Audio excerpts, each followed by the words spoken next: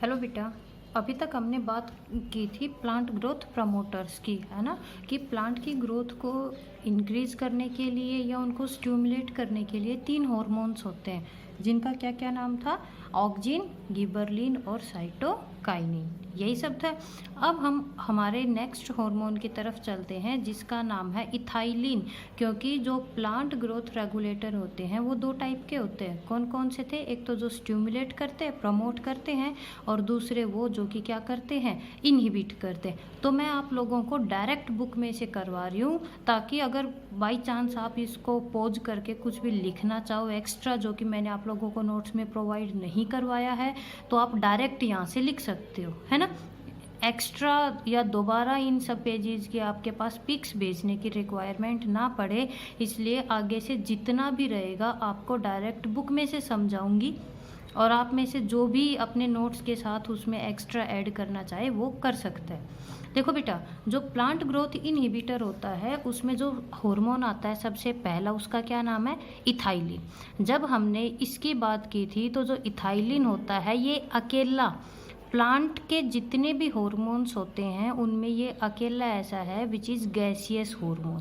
Clear? इसका second नाम याद रखना कि जो इथाइलिन होता है एक गैसियस हार्मोन होता है दैट स्टिमुलेट ट्रांसवर्स और आइसोडायामेट्रिक ग्रोथ। ध्यान से पढ़ना, ट्रांसवर्स ट्रांसवर्स, है ना, 2 सेक्शंस हम बोलते हैं, लॉन्गिट्यूडनल और ट्रांसवर्स। लॉन्गिट्यूडनल तो कैसे होता है? इस वे में, लेकिन क्या कहता है? Transverse growth.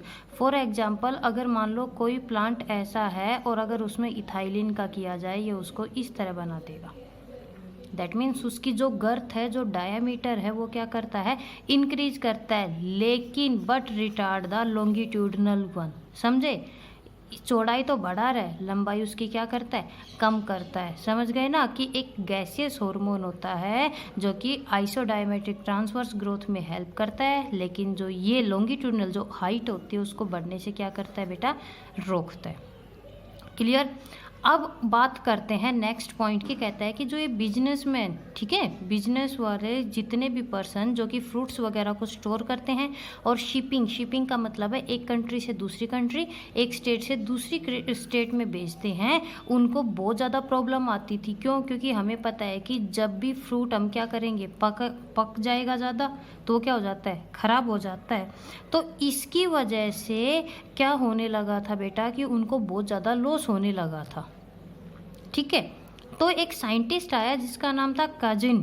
क्या नाम था? कजिन। उसने ये देखा कि जो राइप ऑरेंजेस, ठीक है, जो पकी हुई संतरा रहती हैं, वो एक वोलेटाइल का मतलब होता है गैसियस नेचर का, ठीक है, जिसको कि आप लगा लो कि जो बर्न करे जल्दी से। वोलेटाइल का मतलब होता है जो कि एक स्मेल, एक फ्रेग्रेंस छोड़ता है। कि जो ये ऑरेंजेस वगैरह रहती हैं वो कुछ ऐसी चीज़ को रिलीज करती है जिसकी वजह से उनके पास रखे हुए जो केले थे वो पक गए। देखो, हेस्टन का मतलब है कि पक जाना। समझे? एक साइंटिस्ट ने ये देखा कि 2 फ्रूट एक साथ रखे हुए थे, ऑरेंज और बनाना। तो जो ऑरेंज थी वो कुछ ऐसा सब्सटेंस, गैस, ठीक है, एक फोग रिलीज कर रही थी, जिसकी वजह से वहाँ पर जो कच्चे केले थे वो क्या करने लग गए थे? पकने लग गए थे। बाद में बेटा धीरे धीरे पता चला था कि जो ये चीज़ है वो वोलेटाइल सब्सटेंस जो कि फ्रूट्स को राइप करता है, पकाता है, उसका नाम है इथाइलिन। इथाइलिन को क्रॉकर एट ओल ने सबसे पहले बताया कि ये एक प्लांट हार्मोन होता है, और इथाइलिन भी जिस अमीनो एसिड से बनता है उसका नाम है मीथियोनाइन। क्लियर? ये आपके नोट्स में नहीं मिलेगा कि इथाइलिन कौन से अमीनो एसिड से मिलता है बेटा? मीथियोनाइन से मिलता है। ये कहाँ कहाँ देखने को मिलता है? सारे हिस्सों में इथाइलिन हार्मोन होता है, रूट्स में भी, लीव्स में भी, फ्लावर्स, फ्रूट, सीड्स वगैरह, हर जगह। Maximum synthesis occur during climacteric ripening. आपके NTSC के लिए क्लाइमेट्रिक फ्रूट का एग्जाम्पल आता है। देखो, maximum synthesis occur during climacteric ripening of fruits and tissue undergoing senescence. Climacteric fruit वो होते हैं जो कि जब अपने पेड़ से टूट जाते हैं, ठीक है, जैसे ही ट्री से सेपरेट हो जाते हैं वो अपने आप ऑटोमेटिक राइप होने लग जाते हैं। कौन कौन है सबसे ज़्यादा ऐसे चीज़ों में? एप्पल, है ना। सेव को आप रख दो, सेव धीरे धीरे क्या करता है, जब पकता है तो ये और ज़्यादा पकने लग जाता है और फाइनली क्या हो जाता है, सड़ जाता है। यही होता है। एप्पल हो गया, बनाना हो गया, तो बेटा वो फ्रूट्स, ठीक है, जो कि अपने पेड़ से, अपने ट्री से सेपरेट होने के बाद भी पक सकते हैं। देखो, और फ्रूट्स को जब आप तोड़ोगे या तो वो क्या कर जाएंगे, खराब हो जाते हैं, पकते नहीं है। लेकिन एप्पल और जो बनाना है इसको कच्चा ही तोड़ा जाता है, ये ऑटोमेटिक पकते रहते हैं। तो इस टाइप के जो फ्रूट्स रहते हैं इनको हम क्या नाम देते हैं, क्लाइमेक्ट्रिक फ्रूट्स के नाम से जानते हैं। ठीक है। अब क्या कहता है कि बहुत से इफेक्ट रहते हैं जो कि ऑक्सीजन के, जो कि ये इथाइलिन हार्मोन क्या करता है, अफेक्ट करता है। तो यहाँ तक आपको सिर्फ 3 या 4 चीज़ें याद रखनी है। क्या क्या? एक तो ये गैसियस हार्मोन होता है, ठीक है, क्रॉकर एट ऑल ने इसको डिस्कवर किया था। सबसे ज़्यादा जो क्लाइमेक्ट्रिक राइप फ्रूट्स रहते हैं वहाँ पर ये देखने को मिलता है। रूट्स, लीव्स, फ्लावर, सीड्स वगैरह हर जगह हमें ये मिलता है, और क्लाइमेक्ट्रिक फ्रूट के एग्जाम्पल। अब आ जाओ इसके फंक्शन पे। तो इसका सबसे पहला फंक्शन तो यही हो गया कि क्या करता है बेटा, ये ट्रांसवर्स ग्रोथ को करता है, और दूसरी को क्या करता है, रोकता है। सेनेसेंस होती है ageing, irreversible state of the ageing. हम 35 साल के हैं तो वापस 30 साल के नहीं हो सकते, तो जो इरिवर्सिबल स्टेज है ना, जब लीव्स येलो हो जाती है तो गिर जाती हैं, ग्रीन तो नहीं होती ना। तो बेटा ये उस सेनेसेंस को क्या करता है, इंक्रीज करता है। एब्सिशन का मतलब होता है मुरझाना। अब जितनी ज़्यादा गर्मी आएंगी, जो ये पौधे वगैरह रहते हैं मुरझा जाते हैं ना, तो एब्सिशन एक तरह से लगा लो एजिंग, ये एब्सिशन को भी इंक्रीज। तो देखो इस वजह से इसको इनहिबिटर बोला जाता है। इसकी अच्छी बात है कि एक ट्रांसवर्स ग्रोथ कर रहा है, फ्रूट्स को राइप कर रहा है, फ़ायदा पहुंचा रहा है। लेकिन इसका सबसे बड़ा नुकसान क्या है कि ये सेनेसेंस और एब्सिशन आप लगा लो इमेच्योर चीज़ों का गिरना। लीफ मैच्योर नहीं हुई थी, गिर गई, फ्लावर की बड़ गिर गई, तो उस चीज़ को इंक्रीज करता है। ठीक है बेटा। ऑक्सीजन के साथ मिलके ये इसका इथाइलिन हार्मोन की जब हम बात करेंगे, देखो यही कारण है कि हमने इनको प्लांट ग्रोथ रेगुलेटर बोला था। ये नहीं है कि ये बिल्कुल उनके अपोजिट काम करते हैं, नहीं, ये उनके अगेंस्ट काम जरूर करते हैं, लेकिन ये अच्छे भी होते हैं प्लांट के लिए, इसलिए इनको हम क्या नाम देते हैं, प्लांट ग्रोथ रेगुलेटर। ठीक है। ऑक्सीजन के साथ मिलके एपिकल डोमिनेंस को क्या करता है, प्रमोट करता है। ब्रेकिंग ऑफ द डोरमेंसी, ये भी इसका बेनिफिशियल यूज है ना, कि जब हम सीड, बर्ड या जब स्प्राउटिंग होती है तो उस डोरमेंसी को तोड़ता है। एब्सिसिक एसिड लास्ट हार्मोन, ये देखा गया है बेटा कि जो एब्सिसिक एसिड है कहीं ना कहीं इसी की वजह से बनती है। Growth of the rice seedling, जो राइस सीडलिंग होती है उसमें भी ये हेल्प करता है। रूट वगैरह की फॉर्मेशन के अंदर भी जो ऑक्सीजन हार्मोन है वो क्या करता है, काम करता है।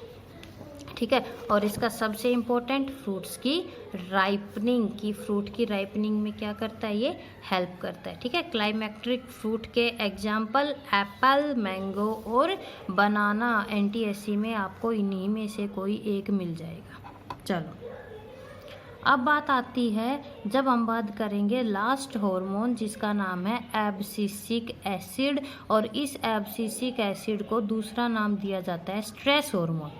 स्ट्रेस क्यों? क्योंकि जब भी प्लांट में स्ट्रेस होता है, स्ट्रेस का मतलब बेटा जब बहुत ज़्यादा गर्मी बढ़ जाती है और प्लांट में से एक्सेस ऑफ ट्रांसपिरेशन, तो ट्रांसपिरेशन ज़्यादा होगा तो क्या होगा, वाटर लॉस होने लग जाता है। उस टाइम पे एब्सिसिक एसिड आएगी और स्टोमेटा को क्लोज कर देती है। स्टोमेटा को जैसे ही ये क्लोज करेगी, एक्स्ट्रा जितना भी वाटर रहता है वो लॉस होने से बच जाता है। तो देखो स्ट्रेस के टाइम पे इसने क्या किया, स्टोमेटा को बंद किया। अच्छी बात है ना, कि इसने क्या किया है बेटा, एक्सेस ऑफ ट्रांसपीरेशन को रोक दिया, और इसलिए एब्सिसिक एसिड को हम दूसरा नाम देते हैं स्ट्रेस हार्मोन, या इसको एक और नाम भी दिया जाता है डोरमिन। एक माइल्ड एसिटिक एसिड होती है ये, जो कि लगभग काम करती है एज ग्रोथ इनहिबिटर। क्यों? क्योंकि जो एब्सिसिक एसिड है इसका एक और नाम है एजिंग हार्मोन। ठीक है, साइटोकाइनिन का नाम था एंटी एजिंग हार्मोन, और जो एब्सिसिक एसिड है बेटा इसका क्या नाम है, स्ट्रेस हार्मोन, या जिसको कि हम एजिंग हार्मोन के नाम से जानते हैं।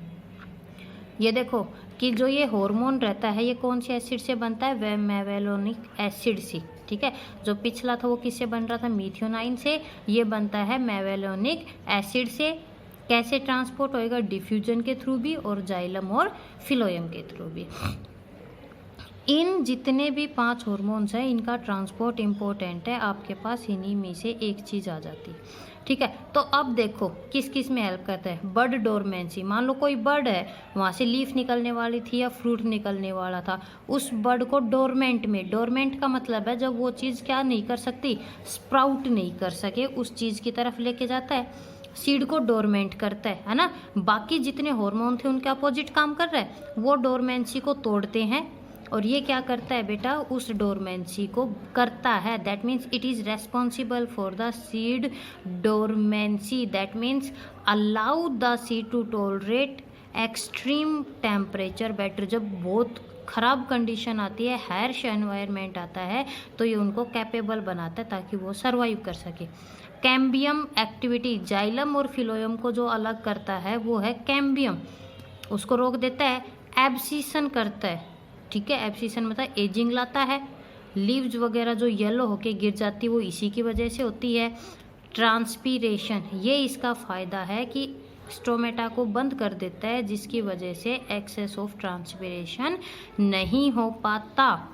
ठीक है, और इसका मोस्ट इम्पोर्टेंट आपके पास एनटीएससी में फंक्शंस तो बहुत सारे हो जाते हैं, लेकिन एनटीएससी में जो डायरेक्ट क्वेश्चन आता है वो ये आता है, एब्सिसिक एसिड को हॉर्टिकल्चर, आज के टाइम पे पॉली हाउस सब जानते हो ना, अपने खेतों में एक पॉली हाउस, एक घर सा बनाया जाता है, उसके अंदर सब्जियां या फ्रूट्स को ग्रो किया जाता है, वहाँ पर इसको एज एंटी ट्रांसपीरेंट यूज़ करते हैं बेटा फार्मर्स। बहुत ज़्यादा मोस्ट इम्पोर्टेंट पॉइंट है ये आपके एनटीएससी के लिए।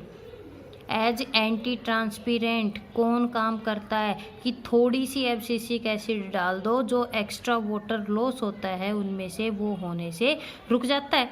और देखो जब पानी ही नहीं जाएगा ज़्यादा तो इसकी वजह से जो इरिगेशन की रिक्वायरमेंट है, जो सिंचाई की रिक्वायरमेंट है, वो क्या कर जाती है, इंक्रीज।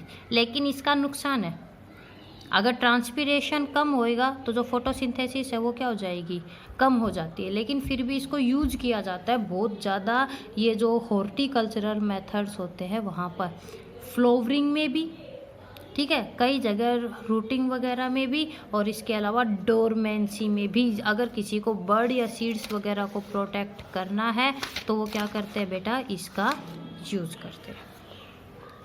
क्लियर? चलो अब हम नेक्स्ट टॉपिक में बात करेंगे अगले टॉपिक के बारे में। हालांकि ये आपके बोर्ड में नहीं है बट पता होना चाहिए, एक टर्म आती है जिसको कि हम बोलते हैं फोटोपीरियोडिज्म। तो अब नेक्स्ट वीडियो में हम बात करने जा रहे हैं इसी टॉपिक के बारे में कि ये एक्चुअल में होती क्या है।